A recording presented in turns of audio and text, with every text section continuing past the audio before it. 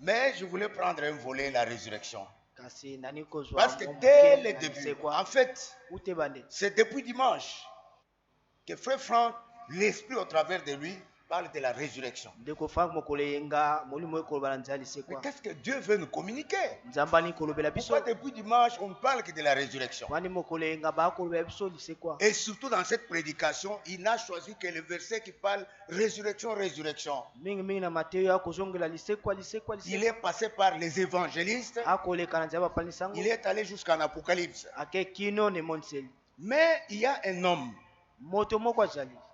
qui s'est battu pour la résurrection, pour avoir part à la première résurrection. Donc nous n'allons pas seulement nous réjouir, Jésus est ressuscité, Jésus est ressuscité. Non, nous nous battons aussi pour avoir part à la première résurrection. Parce que la promesse a été donnée, je m'en vais vous préparer une place. Quand j'aurai fini de vous préparer, je reviendrai. Et je vous prendrai afin que là où je suis, vous y soyez aussi. Mais tu peux mourir avant cette promesse-là, que cela n'accomplisse. Mais tu es mort en Christ pour avoir part à la première résurrection, ou tu es mort seulement avec la vie éternelle. Ou tu es mort seulement avec la vie éternelle. Parce que ceux qui ont seulement la vie éternelle, mais ils vont ressusciter à la deuxième résurrection. Nous nous battons comme Paul, comme tous les autres serviteurs, pour avoir part à la première résurrection.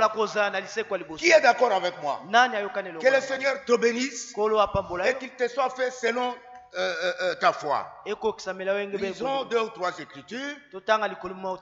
Nous commençons avec 1 Corinthiens 15. 1 Corinthiens 15. Cette fois-ci, nous lisons Paul. Comment il parle de la résurrection. J'aimerais qu'on commence avec Philippiens. Philippiens chapitre 3. J'espère que vous êtes déjà là. Philippiens chapitre 3. Écoutez comment Paul parle. Cet homme de Dieu. Vous pouvez ne même pas parler de cela. Vous pouvez dire, moi je suis prophète, je suis un messager. Je n'ai besoin de rien. Je suis un élu du Seigneur. J'assiste au conseil de Dieu. Je n'ai pas besoin de me battre ou d'espérer ou de désirer quelque chose. Nous commençons au verset 7. Mais ces choses qui étaient pour moi des gains, je les ai regardées comme une perte. Vous voyez où ça commence, hein? Les choses qui étaient pour moi des gains, je les ai regardées comme une perte. À cause de qui? À cause de Christ. Pouvons-nous dire Amen? Et même je regarde toutes choses comme une perte à cause de l'excellence de la connaissance de Jésus-Christ, mon Seigneur, pour lequel j'ai renoncé à tout. Et je le regarde comme de la boue afin de gagner Christ et d'être trouvé en lui, non avec ma justice, celle qui vient de la loi, mais avec celle qui s'obtient par la foi en Jésus-Christ. Pouvons-nous dire Amen? La justice qui vient de Dieu par la foi. Pourquoi toutes ces choses? Afin de connaître Christ et la puissance de sa résurrection. Amen. Et la puissance de la résurrection et la communion de ses souffrances en devenant conforme à lui dans sa mort, pour parvenir, si je le puis, à la résurrection d'entre les morts. Cette résurrection dont Paul parle, c'est la première résurrection. Donc nous allons dans 1 Corinthiens 15, nous allons seulement lire Voilà pourquoi il faut avoir les Bibles. Comme ça, nous lisons ensemble. 1 Corinthiens chapitre 15. À partir du verset 12. Nous lisons. Or, si l'on prêche que Christ est ressuscité des morts, comment quelques-uns parmi vous disent-ils qu'il n'y a point de résurrection des morts? Si quelqu'un dans son cœur, il pense que Christ n'est pas ressuscité, ou qu'il n'y a point de résurrection des morts, il est tout simplement un sadducéen. Parce qu'il y avait les pharisiens qui croyaient à la résurrection des morts, mais il y avait les sadducéens qui ne croyaient pas à la résurrection des morts. Est-ce que vous suivez très bien? Alors Paul dit, il dit, mais s'il n'y a point de résurrection des morts, Christ non plus n'est pas ressuscité. Nous comprendrons ça dans la suite de la lecture. Et si Christ n'est pas ressuscité, notre prédication est donc vaine. Nous mentons. Nous sommes des trompeurs, nous sommes des menteurs. Et votre foi, vous qui croyez à ce mensonge-là, dont nous vous disons que Christ est ressuscité, alors qu'il n'est pas ressuscité, votre foi est vaine. C'est-à-dire qu'elle ne produira rien. Mais il se trouve même de cette manière-là que nous sommes de faux témoins à l'égard de Dieu. Pourquoi nous sommes des faux témoins? Puisque nous avons témoigné contre Dieu qu'il a ressuscité Christ. Tandis qu'il ne l'aurait pas ressuscité. Si les morts ne ressuscitent point. Car si les morts ne ressuscitent point, Christ non plus n'est pas ressuscité. Et si Christ n'est pas ressuscité, votre foi est vaine. Vous êtes encore dans vos péchés. Vous voyez l'importance de la résurrection? Parce que quand Christ a porté nos péchés, qu'il a été enseveli, s'il n'était pas ressuscité, nos péchés allaient rester sur nous. Mais il est ressuscité. En fait, il a été enseveli. Il est allé remettre au propriétaire original ses péchés. Parce que les péchés appartiennent au diable. Il les lui a remis et il est sorti sans péché. Pouvons-nous dire Amen? Alors l'Écriture dit, si Christ n'est pas ressuscité, votre foi est vaine, votre foi est sans fruit, vous êtes encore, je veux bien dire ici, nous sommes encore dans nos péchés. Et par conséquent, ceux qui sont morts en Christ sont perdus. C'est-à-dire qu'ils ne vont pas ressusciter. Amen. Si, et par conséquent, ceux qui sont morts en Christ sont perdus. Si c'est dans cette vie seulement que nous espérons en Christ, nous sommes les plus malheureux de tous les hommes. Si nous espérons seulement en Christ pour avoir les biens de la terre, pour qu'il nous donne des femmes, des maris, des biens, des richesses, la Bible dit, nous sommes les hommes les plus malheureux de tous les hommes.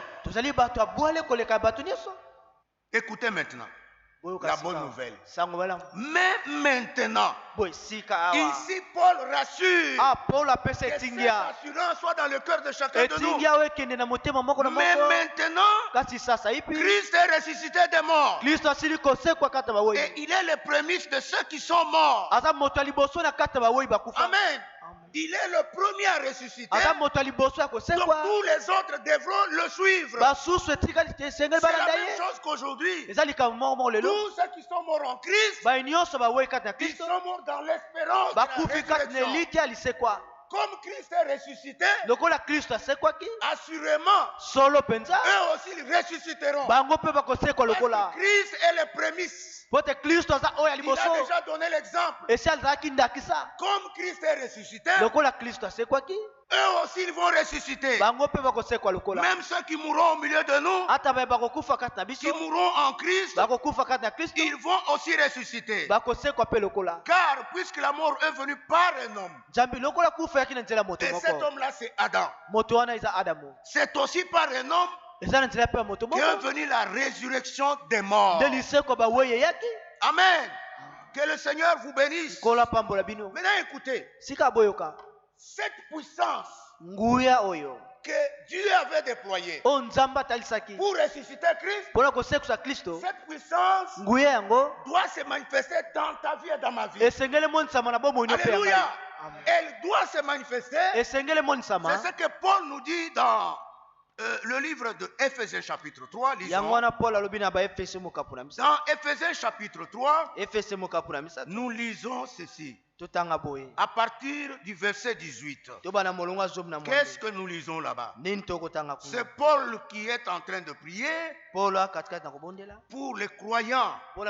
Commençons au verset 16 pour comprendre bien le contexte. Je ne cesse de rendre grâce pour vous,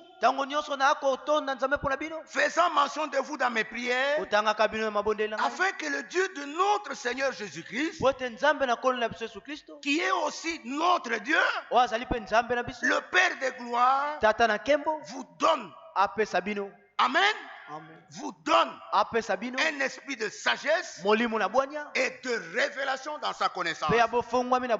Non seulement cela, mais qu'il illumine les yeux de votre cœur pour que vous sachiez quelle est l'espérance qui s'attache à son appel et quelle est la richesse de la gloire de son héritage qu'il réserve aux saints. Non seulement cela, ça c'est le fruit de la résurrection. Quel est envers vous qui croyez, nous qui croyons? Est-ce qu'il y a des hommes et des femmes dans cette salle qui croient? Maintenant écoutez. Et quelle est envers nous qui croyons l'infinie grandeur de sa puissance, se manifestant avec efficacité par la vertu de sa force. Écoutez ce qu'il a fait. Il l'a déployé en Christ en le ressuscitant des morts. Amen. Et en le faisant asseoir à sa droite dans le lieu céleste.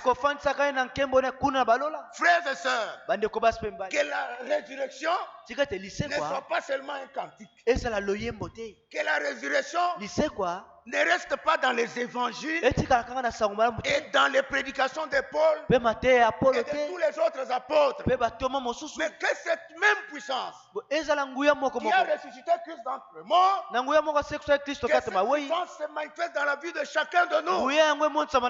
Dans tous les problèmes que nous avons, nous sommes liés à gauche, à droite par certains problèmes. Mais il faut que cette puissance-là, dès aujourd'hui, que tu puisses aussi l'expérimenter dans ta vie. Regardez, la Bible dit dans 1 Corinthiens chapitre toujours 15, le verset que nous avons lu ensemble avec Evald de Franck, chapitre 15, oui, verset 3. Écoutez. Je vous ai enseigné avant tout comme je l'avais aussi reçu. Si vous lisez dans Galates chapitre 1 verset 11, vous verrez que Paul dit qu'il a reçu cela par révélation de Jésus-Christ. comme je l'avais aussi reçu, que Christ est mort pour nos péchés, selon les Écritures. Quelles sont les Écritures dont Paul parlait ici? Ce n'était pas le Nouveau Testament, c'était l'Ancien Testament. Mais où est-ce que Paul a vu que Christ était mort pour nos péchés? Si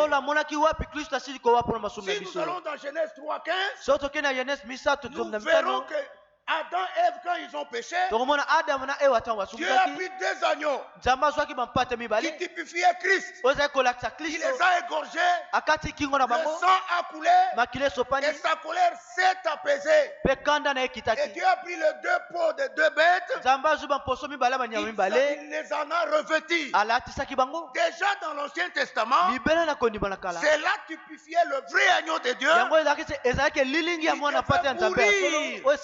pour nos péchés, afin que nous soyons pardonnés et que nos péchés soient ôtés. Qu'il a été enseveli et qu'il a été ressuscité le 3e jour, selon les Écritures.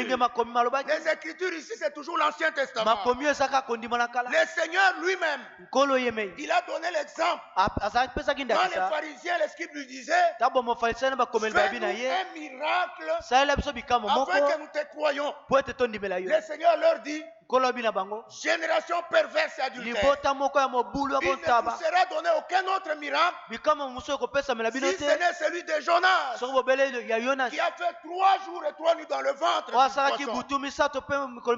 Ainsi en est-il du Fils de l'homme, qui fera 3 jours et 3 nuits dans la terre. Paul avait déjà vu ça. Mais le Seigneur l'a aussi répété. Nous pouvons prendre l'exemple de Joseph. Joseph, quand il a été arrêté dans l'Ancien Testament, ses frères ne l'ont pas tué. Qu'est-ce qu'ils ont fait? Ils ont pris Joseph, ils l'ont mis dans une citerne. Quelques jours après, les Égyptiens passaient. Ils se sont dit non, vendons-le. Vendons-le, ne le tuons pas. Sinon notre père sera tristé. Ils ont sorti Joseph. Ils l'ont vendu chez les païens. Joseph, type de Christ, il est allé chez les païens, là où il est allé prendre un mariage Asnath. Amen. Mon frère, ma soeur, Paul avait une grande révélation. Et il dit, le 3e jour, il est ressuscité, mais il est apparu à Képha, puis aux 12.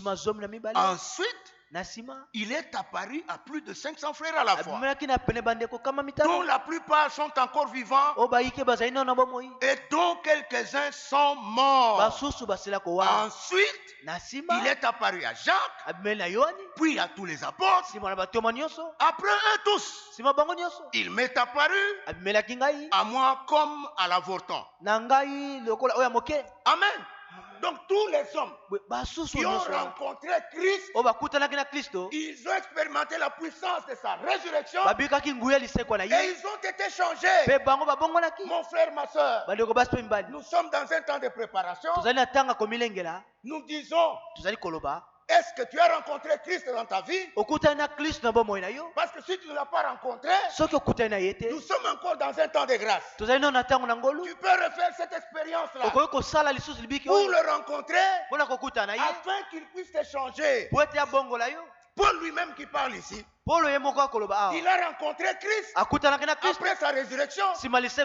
Lui, il liait les chrétiens, il les mettait en prison. La Bible dit, quand Ananias lui a imposé les mains, là sur le champ dans la contrée, il a commencé à prêcher Jésus comme le Christ. Ça, c'est le fruit de la rencontre avec Christ. Nathanaël a rencontré Christ, il a changé. Pierre a rencontré Christ, il a changé. Il y a beaucoup de gens, même dans l'Ancien Testament, notre père dans la foi Abraham, il a rencontré le Seigneur Dieu et il a été changé. Que le Seigneur nous aide ce soir. Nous qui sommes dans cette salle, que la prédication de la résurrection ne soit pas seulement ici dans la Bible. Que ça ne reste pas dans nos bouches. Que ça ne reste pas seulement dans nos cœurs. Mais que nous puissions expérimenter ça dans notre vie. Que cette puissance se manifeste afin que nous puissions changer dans tous les domaines. Alors chacun sait où il est lié. Chacun sait dans quelle chose il est enchaîné. Qu'est-ce qui est en train de le tourmenter? Nous allons nous mettre debout. Chacun va dire au Seigneur que je ne veux pas seulement entendre la prédication sur la résurrection. Je ne veux pas seulement la croire, mais je vais laisser cette puissance de la résurrection agir en moi. David disait dans le psaume, dans le psaume 119, il disait, Seigneur, ouvre-moi les yeux afin que je contemple les merveilles de ta parole dans ma vie. Ça doit être notre prière. Cette parole que nous avons reçue, qu'a-t-elle fait dans notre vie? Le Seigneur est à la porte. Es-tu toujours la même? Es-tu toujours le même? Si tu constates que tu es toujours la même personne, nous sommes encore dans un temps de grâce.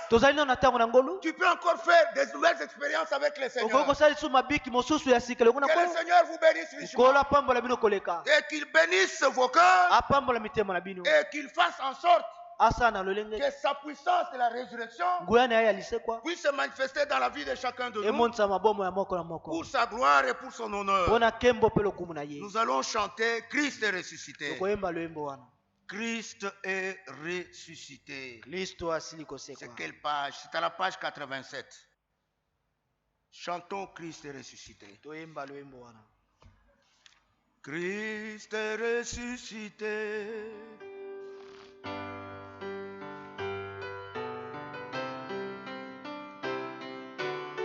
87.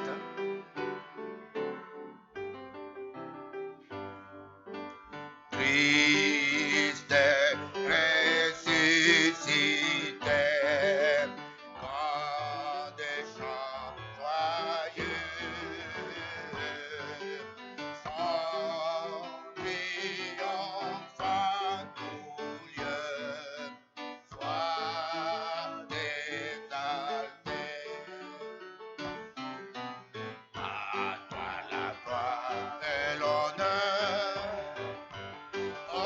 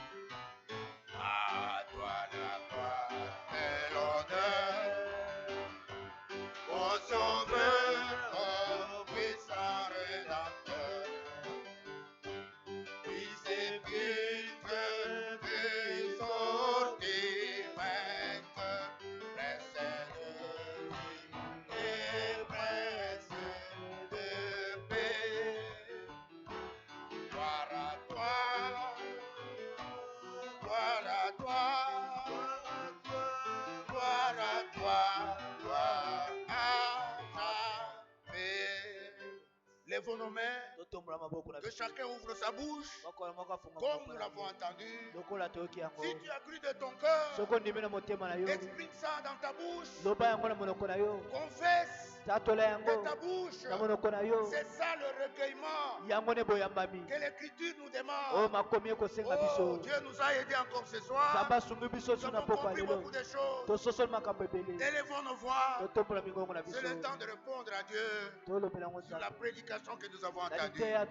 Prions tous ensemble, Seigneur. Notre Père Céleste, à toi soit la gloire, à toi soit l'honneur. Pour ta résurrection, si tu n'étais pas ressuscité, oh Dieu, notre prédication serait vaine et notre foi serait aussi vaine. Il se trouve même que nous sommes des menteurs. Il se trouve même que nous témoignons faussement contre toi que tu as ressuscité Christ. Mais maintenant nous croyons que toi, tu as ressuscité Christ, oh Dieu, et qu'il est les prémices de tous ceux qui sont morts. Seigneur Dieu Tout-Puissant, nous croyons que comme tu es ressuscité, tous ceux qui sont morts en Christ ressusciteront aussi. C'est une assurance, c'est une certitude que tu nous accordes, Père, en entendant ces choses. Mais que cette puissance de la résurrection qui avait ressuscité Christ d'entre les morts, qu'elle se manifeste dans notre vie de chaque jour, dans la vie de chacun de nous, oh Dieu, afin que nous puissions faire de vraies expériences, que nous puissions rencontrer Christ, Seigneur, si nous ne l'avons pas encore rencontré, afin qu'il nous change.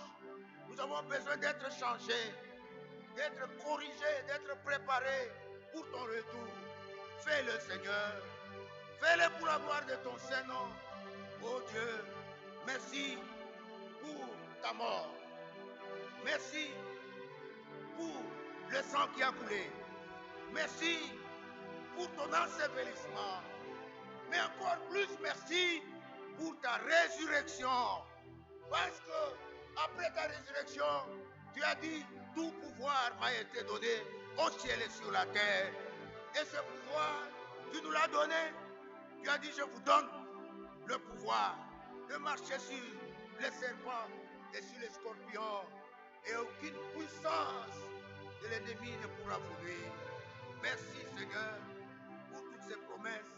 Parce que nous croyons que maintenant, Seigneur, nous ne passons pas des problèmes, des difficultés, des épreuves.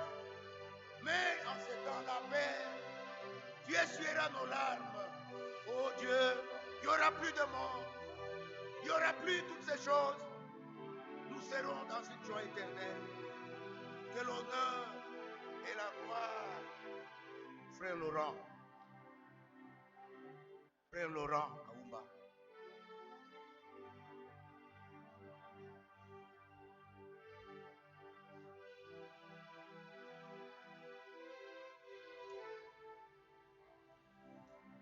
Dieu notre Père,